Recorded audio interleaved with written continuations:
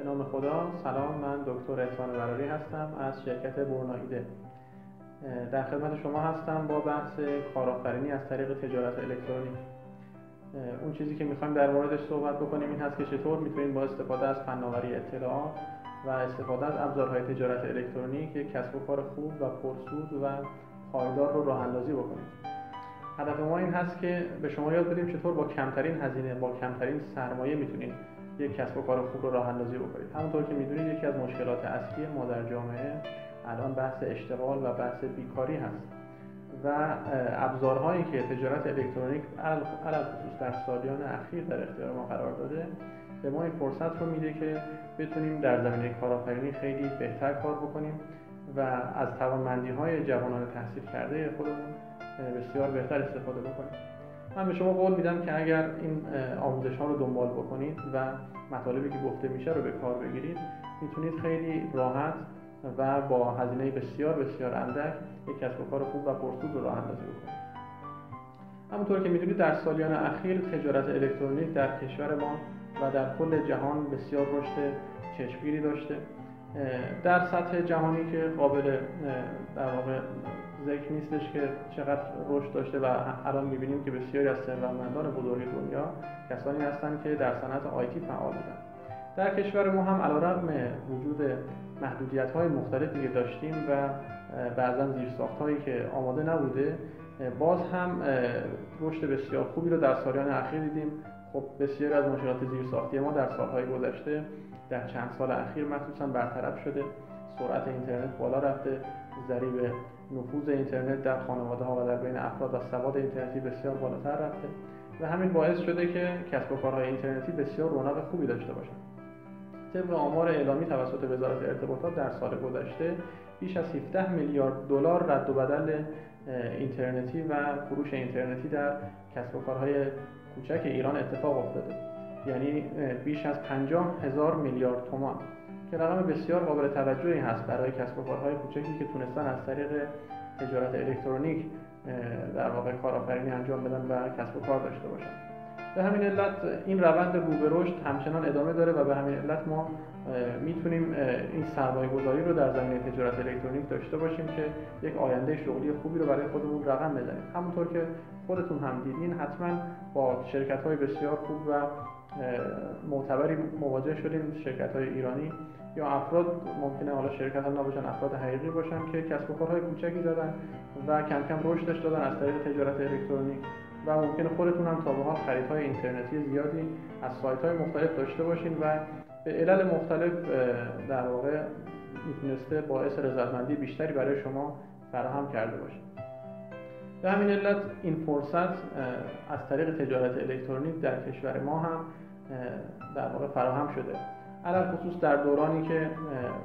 به حول و قوه الهی تحریم ها برداشته شده و در دوران پسابرجام هم هستیم، این برداشته شدن تحریم ها، باز شدن حساب های بانکی، امکان ارتباط گرفتن با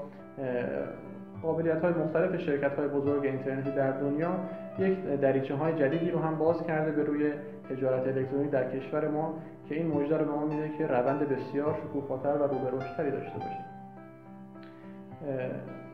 در این آموزش هایی که خدمت شما ارائه خواهیم داد، من اول میخوام خدمت شما این رو عرض بکنم که به هیچ وجه ما به دنبال کلیگویی و توضیح واضحات، ارائه تعاریف و مباحث آکادمیک یا مباحثی از این دست نیستیم. ما میخوایم مباحثی کاملا کاربردی، عملی، امتحان شده به شما آموزش بدیم. کلیه مباحثی که اینجا من خدمت شما عرض میکنم و در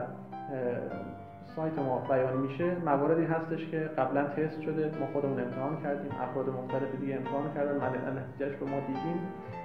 و در واقع چیزهایی هست که با توجه به شرایط کسب و کارهای داخل کشور و شرایط کسب و کارهای ایران کاملا به صورت بومی شده خدمتتون میگیم. اینطوری نیست که ما فقط یک سری مواردی رو از حالا یا سایت‌های خارجی یا کتاب‌های خارجی فقط بخوایم کپی بکنیم و خدمت شما بگیم. نه، مواردی هست که کاملا قدم به قدم با موارد داخل کشور در واقع متناسب شده و خدمت شما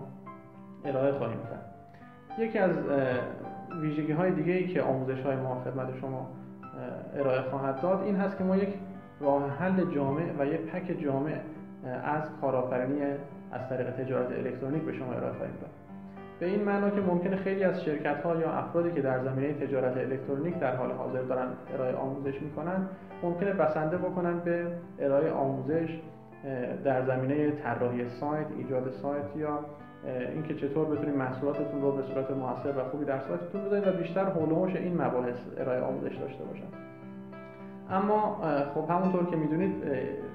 ایجاد سایت درسته که یک شرط لازم هست برای داشتن یک تجارت الکترونیک خوب، ولی شرط کافی به هیچ وجه نیست. بسیار از کسانی که میخوان وارد بحث تجارت الکترونیک بشن در همون قدم اول میمونن و اون قدم اول هم این هست که اصلا چه محصول یا خدمتی رو میتونن ارائه بکنن در زمینه تجارت الکترونیک. در هر حال ما جامعه هدفمون همونطوری که عرض کردم افرادی هستن که جوان هستن، تحصیل کرده هستن و ممکنه سرمایه زیادی هم نداشته باشن یا اصلا تقریبا هیچ سرمایه‌ای نداشته باشن و روی این قشر در واقع ما می‌خوایم آموزش‌ها رو برگزار بکنیم و بهشون آموزش بدیم. بنابراین ممکنه که اصلا این افراد محصولی نداشته باشن که بخوان ارائه بدن در زمینه تجارت الکترونیک، چون تجارت الکترونیک همونطور که از اسمش مشخصه باید یک تجارتی باشه، یعنی باید یا محصولی ما ارائه بکنیم یا خدمتی ارائه بکنیم که حالا به صورت اینترنتی فروشش رو می‌خوایم انجام بدیم. بنابراین قدم اول این هست که ما یک محصول یا خدمت خوب داشته باشیم که بخوایم ارائه بدیم و متاسفانه در همین قدم اول بسیاری از کسب و کارها و کسانی که میخوان از این طریق کارآفرینی داشته باشن از حرکت و از ادامه حرکت باز میمونن، چون میبینن که خب محصول مناسبی ممکنه نداشته باشن یا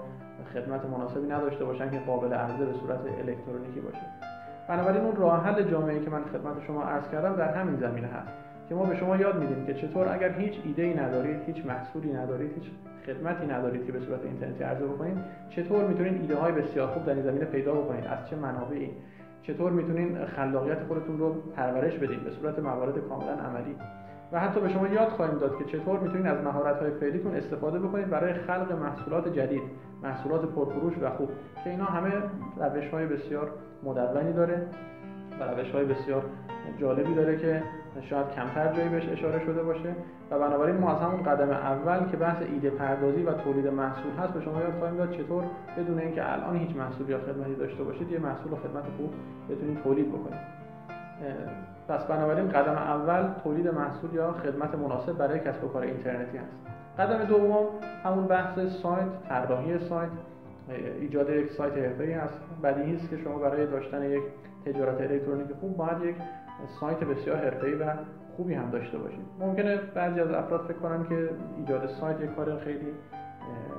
سنگینی هست، یک کار پیچیده‌ای هست، قابل انجام نیست، هزینه زیادی داره، ولی به هیچ وجه اینطوری نیست. با روش‌هایی که ما به شما یاد خواهیم داد میتونید با حداقل هزینه، با هزینه بسیار بسیار ناچیز شما سایت بسیار حرفه‌ای و خوبی رو خودتون طراحی بکنید.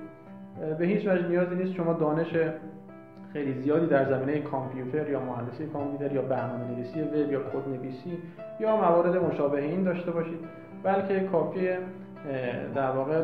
دانش عمومی کار با کامپیوتر و اینترنت رو داشته باشید تا ما با استفاده از قالب‌های بسیار راحت و آماده‌ای که وجود داره و البته خیلی منعطف و قابل کاستومایز کردن هم هست به شما یاد بدیم که چطور میتونید این کسب و کار رو و این سایت رو راه اندازی بکنید. و قدم سوم همین هست، بعد از اینکه شما محصول مناسب رو تولید کردید و سایت مناسب خودتون رو هم در واقع راه اندازی کردید، باید چطوری بازاریابی بکنید و چطوری تبلیغات بکنید برای محصول. به هر حال شما اگه محصول خوبی داشته باشید، سایت خوبی هم داشته باشید، این کافی نیست بازم. شما باید تبلیغات بسیار خوب اینترنتی داشته باشید، بازاریابی اینترنتی رو به خوبی بلد باشید و اون وقته که محصول شما هم پرفروش خواهد شد. این هم نکته دیگه‌ای هست که در قالب همون راه حل جامعه ما اشاره میشه، روش‌های بازاریابی اینترنتی بسیار پیشرفته و کاملا کاربردی و قدم به قدم که به شما یاد خواهد داد در بازار ایران چطور میتونید بازاریابی اینترنتی بسیار موثر داشته باشید. مواردی که بیان میشه مواردی که خیلی کم جایی بهش اشاره شده، مواردی از کاملا کاربردی. در این زمینه دیدگاه‌های بسیار غلطی وجود داره در زمینه بازاریابی اینترنتی که ما اونها رو به شما خواهیم گفت و دیدگاه‌های درست رو به شما خواهیم گفت و به صورت گام به گام خواهیم گفت که چطور میتونید با استفاده از شبکه‌های اجتماعی و ابزارهای دیگه به صورت تقریبا رایگان و با تاثیرگذاری بسیار بالا بازاریابی اینترنتی بسیار خوبی داشته باشید و تبلیغات بسیار خوب و فروش خوبی داشته باشید.